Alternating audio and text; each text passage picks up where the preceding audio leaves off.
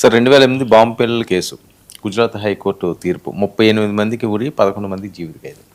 చాలా అంటే 38 మందికి మృతి చేయడం వాస్తవానికి అంటే అప్పుడు జరిగింది, వరుస పేలుళ్ళు జరిగాయి, భారీగా మృతులు కూడా సంభవించాయి, దేశం అప్పుడు షేక్ అయిన మాట కూడా నిజమే.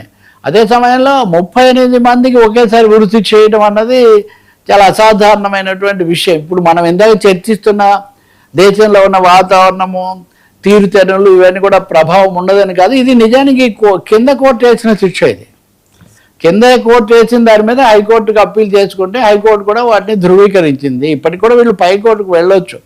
రెండోది రేర్ ఆఫ్ ది రేరెస్ట్ కేసుల్లో ఉరిశిక్ష వేయడం అన్నది మామూలుగా చెప్తారు. ఇప్పుడు రేర్ ఆఫ్ ది రేరెస్ట్ అనే ఇది కాకుండా చాలామందికి యావజ్జీవ శిక్ష కూడా వేశారు.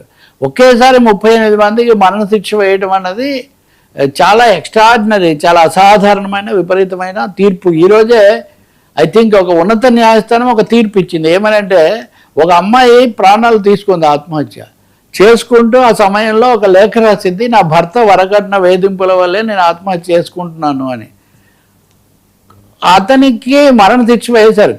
కింద కోర్టులో చిన్న మరణశిక్ష వేయలేదు, మీరు వేయండి అని అడగడానికి పైకోర్టుకు వచ్చాడు. పైకోర్టు చెప్పింది రేర్ ఆఫ్ ది రేరెస్ట్ క్రైమ్స్లో మటుకే మరణశిక్ష వేయాలి, వరకట్న హత్యలు ఇట్లాంటివి జరిగాయి కాబట్టి మేము మరణశిక్ష వేయటం లేదని. ఈరోజే అది కూడా వచ్చింది కాబట్టి చెప్తున్నాను నేను. 38 మందికి మరణశిక్ష అంటే బహుశా ఇది ప్రపంచ స్థాయిలో కూడా చర్చకు వస్తుంది. దీని మీద పై న్యాయస్థానానికి వెళ్తారేమో నాకు తెలియదు, వీళ్ళు ఏం వాదించుకుంటారో. కానీ ఉగ్రవాద చర్యలను అరికట్టడము, తీవ్రవాదం ఏ విధమైందైనా దాన్ని అదుపు చేయడం మటుకు చాలా అవసరం. గుజరాత్ అంతకుముందు మత కలహాలు, మతపరమైన దాడులు జరిపినప్పుడు కూడా ఇంతమందికి ఏం శిక్షలు పడలేదు. కాబట్టి శిక్ష పడడం సమస్య కాదు, శిక్ష స్వభావం మటుకు చర్చనీయమవుతుంది. తప్పకుండా సుప్రీంకోర్టు దీన్ని మళ్ళీ పరిశీలిస్తుందని నేను అనుకుంటున్నాను. Thank you so much Ravi గారు. ఇది ఈనాటి ఫ్రాంక్లీ విత్